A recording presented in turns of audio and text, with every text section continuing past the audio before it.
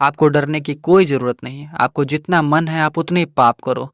आपको जो मन है आप वो करो, क्योंकि हर धर्म ने तुम्हारे लिए पहले से ही रास्ते बनाए हुए हैं पाप धोने के। आप एक आदमी की कल्पना करो, वह बाजार घूमने जाता है, उसकी जेब में कुछ सिक्के हैं और उन सिक्कों की तरह ही उसके पास कुछ पाप भी है। और वह सोचता है, मैं आज झूठ बोल देता हूँ और कल मंदिर में प्रसाद चढ़ा दूंगा। आज मैं चोरी कर लेता हूँ, कल गुरुद्वारे में सेवा कर दूंगा। मैं धोखा दे देता हूँ, कल मस्जिद में नमाज पढ़ लूंगा।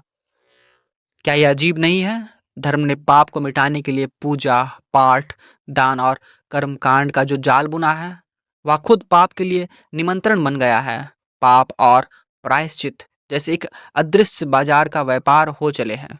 यहाँ इंसान पाप करता है, फिर वह धार्मिक दुकान पर जाता है और सफाई खरीद लेता है। पाप धोने का साबुन, गुनाहों को धुला हुआ दिखाने का प्रमाण पत्र और फिर अगला पाप करने की आज़ादी।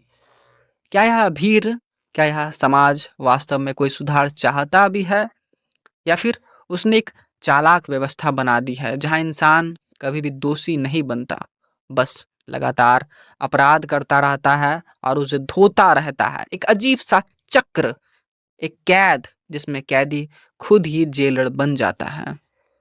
और सोचो, अगर सचमुच पाप धोए जा सकते तो ईश्वर कभी नाराज ही क्यों होता? फिर तो वह धर्म के दुकानदारों से ही संतुष्ट हो जाएगा।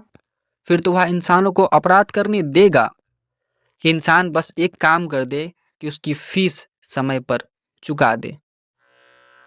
तो सवाल यह है, क्या पाप से बड़ा अपराध यह भ्रम नहीं कि पाप धोए जा सकते हैं?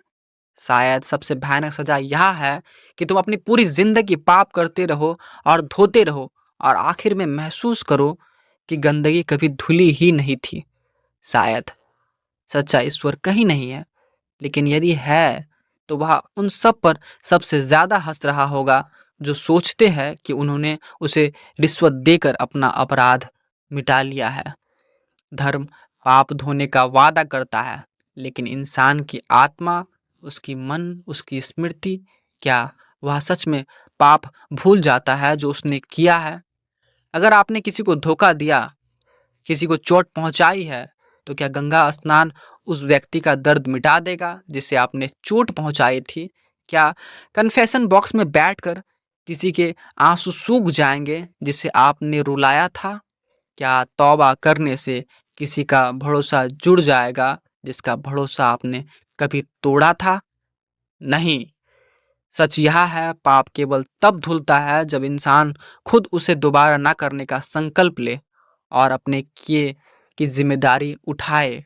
धर्म कहता है पाप धोते रहो, लेकिन बुद्धि कहती है पाप मत करो, क्योंकि असली शांति बाहर की रस्मों से नहीं, भीतर की ईमानदारी से मिलती है।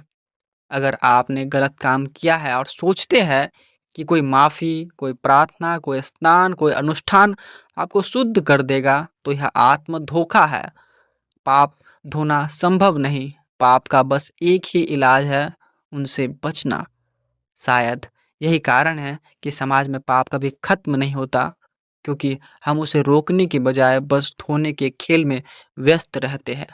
पाप से मत डरो, पाप धोने की उम्मीद से भी मत डरो। डरो तो सिर्फ उस इंसान से जो बार बार पाप करके खुद को यह कहता है कोई बात नहीं, भगवान माफ कर देगा, क्योंकि ये वही इंसान है जो सच में कभी नहीं सुधरेगा।